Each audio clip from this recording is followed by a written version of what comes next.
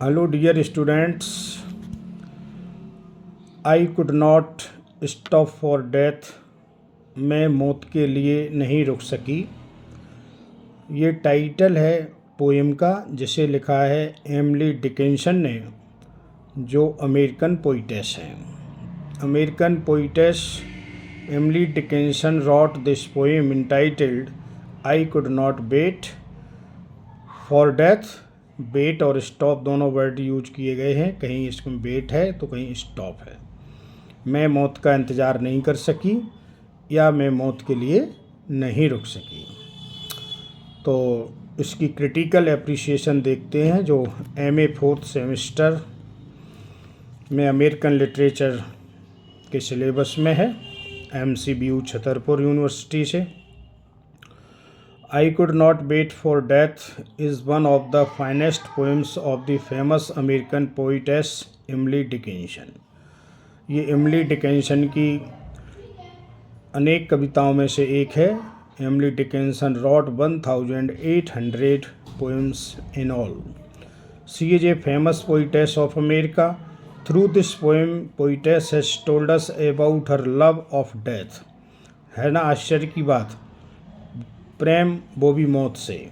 मौत को इन्होंने प्रेमी कहा है, उसको पर्सोनीफाई किया है।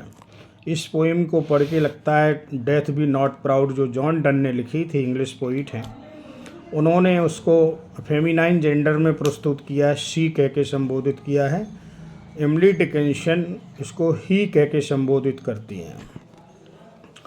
तो ही जब भी वर्ड यूज होगा तो वो मौत के लिए यूज होगा। Poetess has told us about her love of death. She has personified death by saying he. Generally we find that death is considered to be feminine gender, but here we find death in masculine gender. When we go through the poem of John Donne, Death Be Not Proud, we come to know that she is not powerful. जब हम death B not proud John Donne की poem पढ़ते हैं तो उसमें जो conclusion निकलता है वो ये है कि death is not powerful because it can never kill anyone all alone, it takes help cling to someone. मौत अकेले किसी को नहीं मार सकती और ये पावरफुल नहीं है, ये जॉन डन कहते हैं। यहाँ पर भी कुछ इसी तरह का है, we find that he is not powerful. Emily Dickinson कहती हैं he is not powerful, he is not so powerful that he wants to kill someone. वो कहती है कि मेरा प्रेमी जो है डेथ, वो किसी को नहीं मारना चाहता, बल्कि मैं तो चाहती थी कि उसके पास बहुत जल्दी पहुंच जाऊं, लेकिन वो मना करता है। वो कहता है कि नहीं, अभी और जियो और रहो और इस लोक में रहो, पृथ्वी लोक में। तो उसने ज़बरदस्ती मुझसे वेट करवाया। Let us see the following line of the first stanza of this poem. इस पोएम बहुत छोटी पोएम है और फर्स्ट स्टेंजा में एक लाइन आई है, ही काइंडली स्टॉप्ड फॉर मी। उसने बड़ी दयापूर्वक मुझे रोका कि अभी मत आओ मेरे पास। जबकि जनरली प्रेमी कहते हैं प्रेमिका से कि जल्दी आओ, लेकिन मेरा प्रेमी, एमिली डिकिंसन का प्रेमी जो डेथ है, जिसको हम यमराज कह सकते हैं, वो यमराज कहता है कि नहीं मत आओ। In the second stanza too, दूसरे स्टेंजा में भी poetess has use the word he for death since he knew no haste. अगले स्टेंजा में भी एक लाइन आई है, ही न्यू नो हेट। वो जल्दीबाजी नहीं जानता था, जल्दीबाजी करना वो नहीं जानता था। Again in the last stanza poetess rights, last stanza में कवित्री फिर ही का यूज करती है और लिखती है ही पास्ट, और वो चला गया। तो इस प्रकार से the repetition of preposition, the repetition of pronoun he indicates that Dickinson has used death as a masculine gender. Let us talk about the themes of this poem. Love and life are the most important themes. Love और life इसके महत्वपूर्ण theme हैं। Immortality and spirituality are also dominating themes in this poem. अमरता और spirituality, आध्यात्मिकता भी इसके मुख्य थीम्स हैं, विषय वस्तुएं हैं। बिकॉज डिकेंसन कहती हैं कि मरने के बाद अमरता शुरू होती है, मरने के बाद लाइफ एंड नहीं होती। ये फिलोसफिक लाइन्स हैं और अधिकांश जो फिलोसफर्स रहे हैं वो खुद कहते हैं, जॉन डन भी कहते हैं कि मरने के बाद कोई ऐसी बात नहीं है कि लाइफ एंड हो जाए। और बहुत सारे जो लोग हैं वो चाहते हैं, W.B. ईट्स भी यही कहते हैं कि अच्छे कारणों से जो लोग मृत्यु को प्राप्त हो जाते हैं वो अमर रहते हैं। तो ये गेटवे मानती है मृत्यु को एमिली डिकिंसन, और कहती है immortality starts after death. Death के बाद ही अमरता शुरू होती है। Spirituality are also dominating. तो इसमें अध्यात्म है। अध्यात्म का मतलब वही कि आत्मा अमर है, शरीर मर जाता है, तो इसमें भी वही चीज़ प्रदर्शित होती है। Like John Donne, Emily Dickinson also does not feel fear of death. जिस प्रकार से जॉन डन मौत से नहीं डरते हैं, उसी प्रकार से एमिली डिकिंसन भी मौत से नहीं डरती हैं। She waits for death.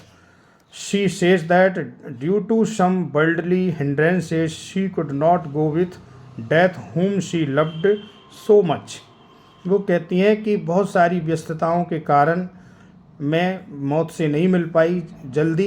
ये जन्म लेने से लेकर मृत्यु तक बहुत ही अवरोध आए, बहुत हिंड्रेंसेस आई अपने प्रेमी से मिलने में, और वो आखिरकार लेट हो ही गई। तो ये जो है बातें याद दिलाती हैं कि किस प्रकार से लोग आध्यात्मिक हो सकते हैं, कि मौत को भी अपना प्रेमी बताते हैं। It is not she who did not want to go with death, it is death himself who stopped her so long. वो कहती हैं कि मेरी वजह से मैं लेट नहीं हुई, बल्कि मेरे प्रेमी ने खुद मना किया कि अभी मेरे पास मत आओ, अभी आप वहीं रहो। Here we find the philosophic ideas of the poetess in which she reveals the philosophy of life. यहाँ पर हम देखते हैं कि लाइफ की जो फिलॉसफी है, बर्थ एंड डेथ, ये रियल है, और रियल के साथ में जितना हैप्पीनेस बर्थ पर होना चाहिए उतना ही हैप्पीनेस डेथ पर भी होना चाहिए, ऐसा यहाँ पर ग्लिम्प्स दिखाई देता है।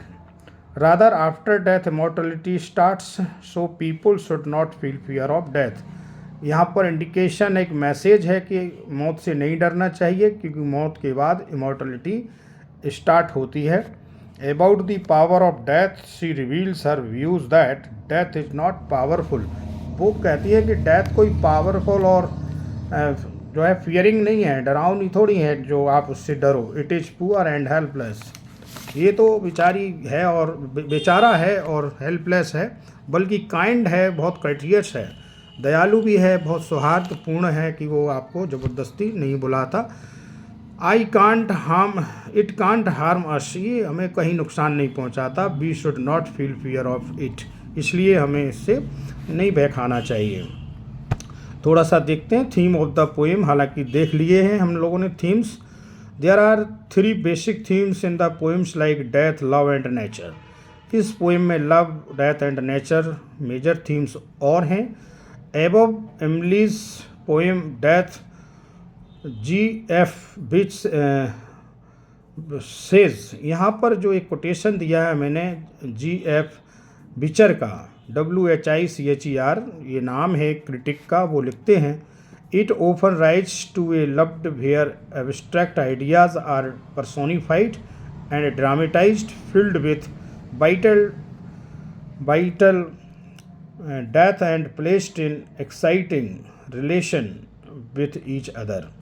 इसको जो है उन्होंने पर्सोनिफिकेशन किया है। इनका स्टेटमेंट है कि ये जो लेवल है कविता का, काव्य का, वो बहुत ही एक्साइटिंग है, उत्तेजक है, बहुत ही इमेजिनरी है, और इमेजिनेशन में जो ड्रामेटाइज किया गया है, कविता को जो नाटकीय अंदाज में प्रस्तुत किया, एक इमेज बनती है। इसलिए in this present poem Dickinson shows her profound view of death and immortality rendered with an artistic perfection. She presents death as a guide and perfection. वो अपनी इस मृत्यु के रूपी प्रेमी को गाइड मानती हैं और पूर्ण मानती हैं कि ये पूर्णता को प्राप्त करेगा, लाइफ का उद्देश्य। The poem is superlative achievement in which death one of the great character of poetry. इसको सुपरलेटिव डिग्री में जो है बेस्ट बताया गया है, तो इसलिए visualize death as a person, death को पर्सन के रूप में व्यक्त किया गया। Whom she knew and trusted, जिस पर उसे बहुत भरोसा है, बहुत उस पर वफादारी है। He might be any gentleman belonging to her own town, और वो मानती है कि ये तो मेरा ऐसा प्रेमी है जो मेरे ही साथ मेरे शहर में ही रहता हो मानो। The first stanza describes the narrator as so engrossed in household activities that she cannot share time for death's call। वो कहती है कि मैं इतनी उलझन भरी ज़िंदगी में रही कि मुझे मेरे प्रेमी से मिलने में देर हो गई। The poet with her love for life has not sought death, but death comes as a kind and courteous gentleman to seek her. और वो कही कि मैं तो खुद असफल रही अपने प्रेमी को पाने में, वो तो मेरा प्रेमी ही था कि आखिरकार मुझे मिलने आ ही गया। Death has not come alone, death अकेली नहीं आता, डेथ मृत्यु है जो अकेला नहीं आता मेरा प्रेमी, बट विथ इमॉर्टलिटी, मुझे गिफ्ट लेकर के आता है, वो है अमरता का, एक नेक्टार लेके आता है, अमृत लेके आता है, एज हिज कंपेनियन, अपने साथी के रूप में। एक कंक्लूजन की लाइन में दो बातें और कह लें। In this way we find that this is a very interesting poem having multiple philosophic themes. It has love and death themes. It shows us the reality of life, that birth and death both are equally important। जन्म और मृत्यु दोनों समान रूप से महत्वपूर्ण हैं, ये कविता ये बताती है। Death is not an end of life, ये भी बताती है कि डेथ के बाद एंड नहीं है। It is the gateway of immortality, अमरता के लिए ये एक दरवाज़ा है जो खुलता है मृत्यु के बाद। ये था इसका critical appreciation, summary, introduction etcetera. Thank you very much, have a nice day.